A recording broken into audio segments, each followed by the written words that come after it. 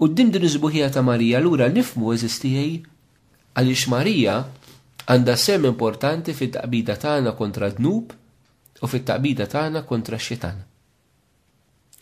Għaliex Marija hija dik il-mara, hija dik l-om illi fl-ebda mument tal-ħajja tagħha ma kienet maħkuma mix-xitan jew mill-effetti tal-ħidma tiegħu fuqna. Imma l-missier ħellisa kompletament in virtu tal-passjoni l-mewt il-qawmin ta' Ġesu. U allura Satana joboda lil Madonna fil-veru sens tal-kelma. U għalhekk Ġesu biex jumilja iktar lix-xitan fit-telfa tiegħu ir-rebħa irida permezz ta' Marija. Kif hija stess qalet fid-delitt tagħha ġewwa Fatima, fl-aħħar il-qalb immakulata tiegħi tirbaħ. Il-qalb immakulata ta' Marija eżistijej fiha hija r-refuġju tagħna. Hija refuġju tagħna l-midinbin, hija triq vera li twassalna għal Ġesu. Fil-qalb immakulata tagħha aħna nkunu eżistijej sibna dik il-fortizza, dak il-port tas-salvazzjoni, fejn insibu din il-libertà tal-imħabba, din il-verità ta' Alla li nistgħu nankraw magħha ħalli aħna wkoll nesperjenzaw fina dak li hija qed tiġġarrab, il-grazzja u l-milja tal-Ispirtu Qaddis.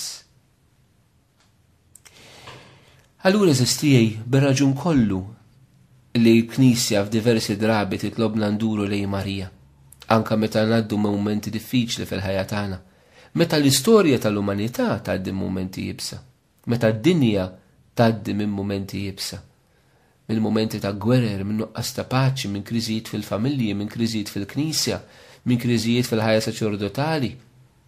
Ejjew aħna wkoll eżistijej ma niddejqux induru lejn il-Madonna u nitolbuha tidħol għalina u ngħixu fil-qalb immakulata tagħha, ħalli tkun ir-refuġju dik li tipproteġina mill-għadu antik tagħna x-xitan u mill-ħażen. Fl-istess ħin eżistijej, Marija Immakulata tiġbidna dejjem lejn Ġesu mislub. Nixtieqkom hekk titlu ftit daqsxejn f'dil meditazzjoni. Ġesu fuq is-salib seta' jħares lejn il-Madonna u fiha jara l-ewwel frott tas-salvazzjoni tiegħu. Marija setet tkun l-Immakulata għaliex hu kien qiegħed ibati għas-salvazzjoni tagħha. Allura araw eżistijej bl-ma maħabba Ġesu ħabb il-Madonna. Għalija biss ukoll kien jgħaddi minn dik il-passjoni. Għax Marija ma settix tkun l-Immakulata li kieku Ġesu m'għaddix minn dik is-sofferenza kollha tal-passjoni l-mewt il-qawmin tiegħu. Marija twildet mis-salib u Marija twildet għas-salib. Twildet mis-salib għaliex hija Immakulata frott tas-salvazzjoni li ġabilna Ġesu u twildet għas-salib għaliex hija tittieħu lill-ulieda kollha hemmhekk f'riġlejn is-salib ħalli huma wkoll jilqgħu is-salvazzjoni ta' Ġesu kif laqata hija. U allura eżistijej naraw hekk din l-imħabba bejn Marija u bejn Ġesu mislub. Mhux tab xejn li f'riġlejn is-salib Marija tirċievi din il-maternità ġdida. Mhux biss li tkun Om Kristu ma li tkun Om il-Knisja, Om daw kollha li Kristu kien qed jifdi f'dak il-mument. Marija ssir ommhom fil-persuna tad-dixxiplu l-maħbub li jurina li hemm dimensjoni Marjana tad-dixxipulat fil-ħajja tagħna li aħna ma nistgħux nagħtuha l-ġenb, li aħna rridu niskopruha bħala rigal minn Ġesu u mhix option fil-ħajja tagħna. Immija l-għażla li Kristu għamel għan-nisrani li jkollu l-Marija Immakulata bħala l-om tiegħu. U li nilqgħu l-Marija Immakulata bħala l-om tagħna eżistijej ifisser li aħna rridu ngħixu stil ta' ħajja li jkun meħlus mid-dnub, ħalli nsiru nixbħuha. L-imħabba vera twassal għall-limitazzjoni tant qaddisin jgħidulna. U jekk aħna rridu nħobbu fil-verità lill-Madonna, jekk irridu nħobbuha bħala l-om tagħna tas-sema, allura dan nfittxu li anke nimitawha fil-fatt li hija ħilsa mid-dnub billi aħna ninqatgħu mill-ktajjen ta' dnub fil-ħajja tagħna. U allura eżisti ma nistgħux nirriflettu fuq Marija Immakulata jekk ma nirriflettux fuq fejn imixja il-ħajja tagħna fejn jidħol id-dnub. Għal-isfortunatament eżistijej illum f'diversi is-sens ta' dnub naqas, għax is-sens ta' Alla naqas. Ma ngħidx li spiċċa għax ma jistax jispiċċa, għaliex is-sens ta' Alla ma jistax jispiċċa mill-bniedem. Il-bniedem huwa esser reliġjuż fih innifsu. U b'mod jew bieħor dak il-vojt meta m'għandux il-Alla f'ħajtu jħossu. U allura anke b'mod jew bieħor is-sens ta' dnub qiegħed hemmhekk, qiegħed imnaqqax f'qalb il-bniedem. Però llum nisfortuna li dnub minnih legali, minnih ħaġa tajba, bħal meta pereżempju ħafna pajjiżi jillegalizzaw il-qtil permezz tal-abort, permezz tal-eutanasja, permezz tal-gwerra.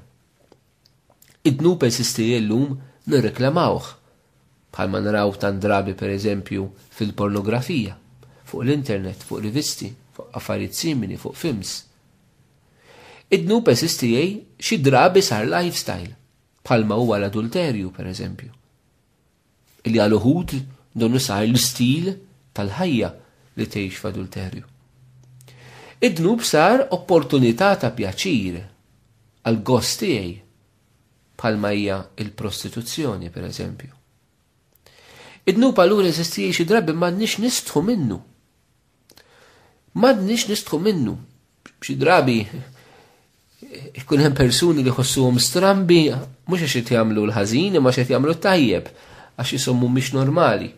Reċentament persuna kienet tgħidli kif it-tifla tagħha wara ġiet mill-iskola qaltilha ma int kif m'għandikx partner għaliex il-mamis ta' sħabi fl-iskola diversi minnhom għandhom partner. U dillhom pruvat miskina tfihem il-binta illi li tkun miż-żewġa dik hija l-pjan tħalla l-bniedem u mhux li jkollok il-partner. Ġifieri jeżisti sitwazzjoni qegħdin ngħixu fiha llum iva. Irridu nħarsu lejn din ir-realtà u nitolbu l-Ispirtu Santu li jikkonvinċina mill-ġdid fid-dnub fil-ħajja tagħna. Għaliex San Ġwan fil-Vanġelu tiegħu jagħmilha ħafna ċara l-mulej. U l-Ispirtu Santu biss li se jikkonvinċi l-bniedem mid-dnub. Mhumiex l-argumentazzjonijiet, imma l-grazzja tal-Alla li se tiftaħ għajnien il-bniedem.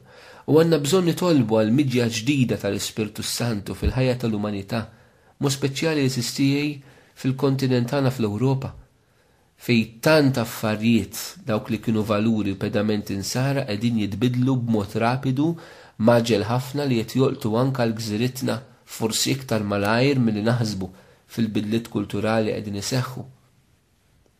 Li aħna verament induru nemnu f'Marija Immakulata hekk ifisser li aħna verament nitolbu l-Ispirtu kull wieħed u waħda minna li jnebbaħna jurina x'inhu d-dnub tagħna u li naħdmu eżistijej kontra d-dnub tagħna. Mhux ta' bxejn f'Lurd il-Madonna deret bħala l-Immakulata u talbet il-penitenza. Mhux ta' bxejn. Għaliex jekk hija l-Immakulata dik li ħilsa mid-dnub, linna tridna meħlusin mid-dnub li nagħmlu l-penitenza. Il-penitenza x'ġifieri? Il-penitenza ġifieri li inti tara fid-dnub tiegħek x'inhu u taħdem kontrih. Dik il-penitenza vera. Tara fid-dnub tiegħek x'inhu, jekk id-dnub tiegħek hija supervja, allura taħdem fuq l-umiltà. Jekk id-dnub tiegħek huwa li m'għandekx kontroll fuq xejn, allura tittaħdem fuq ir-rażan. Jekk id-dnub tiegħek huwa diżordni fir-relazzjonijiet sesswali, allura tittaħdem fuq is-safa u l-kastità. Jekk id-dnub tiegħek huwa d-dal, allura tittaħdem fuq il-kontroll fuq il-sinek. Jekk id-dnub tiegħek hija l-pornografija, allura tittaħdem biex terbaħ din il-kilba li għandek. Il-penitenza li tittaħdem direttament kontra d-dnub tiegħek, u għalhekk il-Madonna sistie fid-dritt tagħha qaltilna penitenza. Penitenza hija l-enfasi biblika ħaġa tissemma 3 darbiet biex turina l-bżonn tagħha. Il-penitenza l-istess telet sigrit ta' Fatima, insibu din il-kelma li terġa' titfaċċa, penitenza. Il-Madonna titlob minna bħala hija l-Immakulata li titlobna biex nikkonvertu eżistijej.